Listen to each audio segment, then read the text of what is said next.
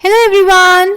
तो बेटा हम पढ़ रहे हैं ऑर्गेनिजम्स एंड पॉपुलेशन, जिसमें हम पॉपुलेशन इंटरैक्शंस के बारे में पढ़ रहे हैं और इस वीडियो में हम पढ़ने वाले हैं पैरासिटिज्म के बारे में।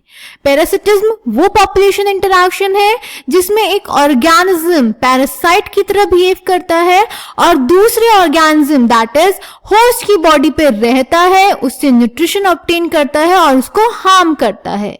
यानी इस पॉपुलेशन इंटरैक्शन में पैरासाइट एक स्पीशीज का बेनिफिट होता है और होस्ट दूसरी स्पीशीज का लॉस होता है। क्लियर? इस इंटरैक्शन में अगर आप देखें तो जो हमारा पैरासाइट है उसको फ्री मील्स मिल रहे हैं, उसको कुछ मेहनत नहीं करनी, उसको बस होस्ट की बॉडी पे चले जाना और वहां से उसको न्यूट्रिशन मिल रहा है। इस पूरी इंटरैक्शन में जो हमारे पैरासाइट्स हैं वो काफी ज्यादा इवॉल्व हुए हैं, हमारे होस्ट भी काफी ज्यादा इवॉल्व हुए हैं। ये पूरा इंटरैक्शन सारी प्लांट्स की भी और वर्टिब्रेट्स की भी सारे टाइप की स्पीशीज में काफी ज्यादा इवॉल्व हुआ है। ठीक है, parasites host specific relationship show करते हैं, यानी एक पर्टिकुलर होस्ट पे जाकर ही बाइंड करते हैं और उनके साथ को इवॉल्व करते हैं। यानी अगर होस्ट की बॉडी में कुछ इवोल्यूशन होगा, कुछ चेंजेस होंगे तो पैरासाइट भी अपने आप को उसके अकॉर्डिंग इवॉल्व करेंगे। क्लियर? ओके, अब पैरासाइट्स में कुछ अडेप्टेशंस होती हैं ताकि वो होस्ट की बॉडी में रह सकें। जैसे कि इनके पास जो अननेसेसरी सेंस ऑर्गन्स होते हैं वो नहीं होते, इनके पास एडहेसिव ऑर्गन्स होते हैं, सकर्स होते हैं ताकि ये होस्ट की बॉडी पे स्टिक कर सकें। इनके पास डाइजेस्टिव सिस्टम नहीं होता क्योंकि ये तो ऑलरेडी डाइजेस्टेड न्यूट्रिएंट्स को एब्जॉर्ब करते हैं होस्ट की बॉडी से, और इनकी हाई रिप्रोडक्टिव कैपेसिटी होती है, यानी ताकि ये होस्ट की बॉडी में ज्यादा से ज्यादा प्रोडक्शन शो कर सके। ठीक है, अब पैरासाइट्स की जो लाइफ साइकिल होती है वो थोड़ी कॉम्प्लेक्स होती है। ये जनरली एक या दो इंटरमीडिएट होस्ट या वेक्टर की इनको जरूरत होती है अपनी लाइफ साइकिल पूरी करने के लिए। जैसे कि ह्यूमन लिवर फ्लूक, ये एक नेमेटोड पैरासाइट है जिसके दो इंटरमीडिएट होस्ट होते हैं, स्नेल और फिश।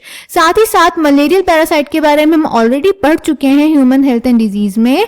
मस्कीटो वेक्टर चाहिए होता है इसके मलेरियल पैरासाइट को अपनी लाइफ साइकिल पूरी करने के लिए और होस्ट तक पहुंचने के लिए। ठीक है, अब जो मेजॉरिटी ऑफ पैरासाइट्स होते हैं ये होस्ट को हार्म करते हैं। ये होस्ट का सर्वाइवल रेट रिड्यूस कर देते हैं, ग्रोथ रेट रिड्यूस कर देते हैं, रिप्रोडक्शन रेट रिड्यूस कर देते हैं, जिससे होस्ट की पॉपुलेशन डेंसिटी कम हो जाती है और होस्ट प्रेडेटर्स के लिए काफी वल्नरेबल हो जाता है। क्लियर? इतना एनसीईआरटी से पढ़ लेते हैं बेटा पहले। Parasitism, considering that the parasitic mode of life ensures free lodging and meals, it is not surprising that parasitism has evolved in so many taxonomic groups from plants to higher vertebrates. Many parasites have evolved to be host specific. They can parasitize only a single species of host in such a way that both host and the parasite tend to co-evolve. That is, if the host evolves special mechanisms for rejecting or resisting the parasite has to evolve mechanisms to counteract and neutralize them in order to be successful with the same host species. In accordance with their lifestyles, parasites evolve special adaptations such as the loss of unnecessary sense organs, presence of adhesive organs or suckers to cling on to the host, loss of digestive system and high reproductive capacity. ये adaptations आपको याद होनी चाहिए, ये आपसे पूछी जा सकती हैं।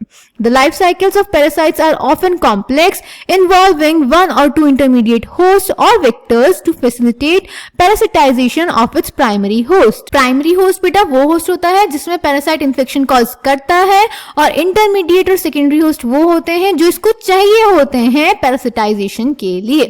The human liver fluke, a trematode parasite, depends on two intermediate hosts, a snail and a fish, to complete its life cycle. The malarial parasite needs a vector mosquito to spread to other hosts. Majority of the parasites harm the host. They may reduce the survival, growth and reproduction of the host and reduce its population density. They might render the host more vulnerable to predation by making it physically weak. Do you believe that an ideal parasite should be able to thrive within the host without harming it? Then why did not natural selection lead to the evolution of such totally harmless parasites? तो यहाँ पे बेटा आपसे एक question पूछा गया है कि आपको लगता है कि एक आइडियल पैरासाइट ऐसा होना चाहिए जो कि होस्ट की बॉडी में इन्फेक्शन कॉज ना करे, तो बेटा ऐसा तो नहीं हो सकता। पैरासिटिज्म का तो मतलब ही यही है ना कि एक पैरासाइट होस्ट की बॉडी में जाएगा, उससे न्यूट्रिशन लेगा और उसको हार्म करेगा।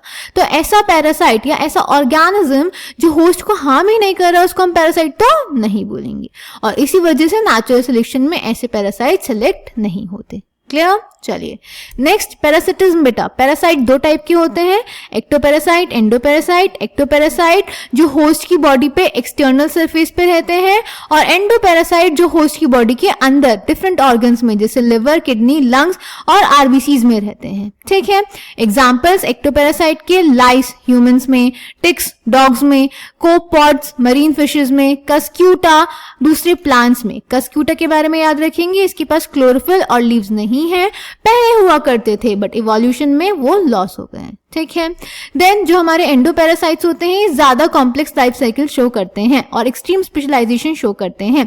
क्यों? क्योंकि इनको होस्ट की बॉडी के अंदर रहना होता है। इनकी हाई रिप्रोडक्टिव कैपेसिटी होती है। Examples are tapeworm and ascaris. Clear? इसको भी एनसीईआरटी से देख लेते हैं। So parasites that feed on the external surface of the host organism are called ectoparasites. The most familiar examples of this group are the lice on humans, ticks on dogs. Many marine fish are infested with ectoparasitic copepods. Cuscuta, a parasitic plant that is commonly found growing on hedge plants, has lost its chlorophyll and leaves in the course of evolution. It derives its nutrition from the host plant, which it parasitizes. The female mosquito is not considered a parasite, although it needs our blood for reproduction. Can you explain why? Again एक question पूछा जा रहा है कि female mosquito हमारा blood सक करती है रिप्रोडक्शन के लिए, उसको हमारा ब्लड चाहिए होता है, फिर भी हम इसको पैरासाइट नहीं बोलते। ऐसा क्यों? क्योंकि बेटा फीमेल मस्कीटो को सिर्फ एक लाइफ प्रोसेस करने के लिए हमारा ब्लड चाहिए, प्रॉपरली अपनी पूरी लाइफ साइकिल कंप्लीट करने के लिए हमारा ब्लड नहीं चाहिए। ठीक है, in contrast endoparasites are those that live inside the host body at different sites. Example liver, kidney, lungs, red blood cells etcetera. The life cycles of endoparasites are more complex because of their extreme specialisation.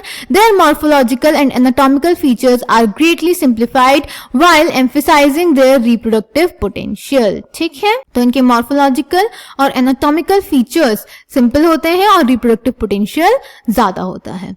Then brood parasitism की बात करते हैं। Brood parasitism में बेटा एक parasitic bird अपने eggs ले करती है होस्ट बर्ड के नेस्ट में। फॉर एग्जांपल कुकू बर्ड जो है वो अपने एग्स क्रो बर्ड के नेस्ट में ले करती है ताकि जो होस्ट बर्ड है वो पैरासिटिक बर्ड के एग्स को इंक्यूबेट करे। इसीलिए जो एग्स हैं वो काफी ज्यादा इवोल्यूशन शो करते हैं ताकि वो होस्ट एग से रिजेम्बलेंस शो कर सकते हैं in terms of size and colour. ठीक है, इसको हम बोलते हैं ब्रूड पैरासिटिज्म। ये एक इंपॉर्टेंट टॉपिक है, इस पे क्वेश्चन पूछा जाता है। So brood parasitism in birds is a fascinating example of parasitism in which the parasitic bird lays its eggs in the nest of its host and lets the host incubate them. During the course of evolution, the eggs of the parasitic bird have evolved to resemble the host's egg in size and color to reduce the chances of the host bird detecting the foreign eggs and ejecting them from the nest. Try to follow the movements of the cuckoo, that is quail, and the crow in your neighborhood park during the breeding season, spring to summer, and watch brood parasitism in action. ठीक है, तो ये तो हो गया बेटा brood parasitism के बारे में। इसी के साथ पैरासिटिज्म का टॉपिक हमारा कंप्लीट हुआ। नेक्स्ट वीडियो में हम पढ़ेंगे कॉमेंसलिज्म के बारे में। तब तक इन सारे टॉपिक्स को ध्यान से पढ़ेंगे, प्रॉपर्ली अपने नोट्स बनाएंगे, सारे एग्जाम्पल्स आपको याद होने चाहिए, प्रॉपर्ली रिवाइज करते रहेंगे और जो भी डाउट्स होंगे मुझसे कमेंट सेक्शन में पूछ लेंगे। Thank you.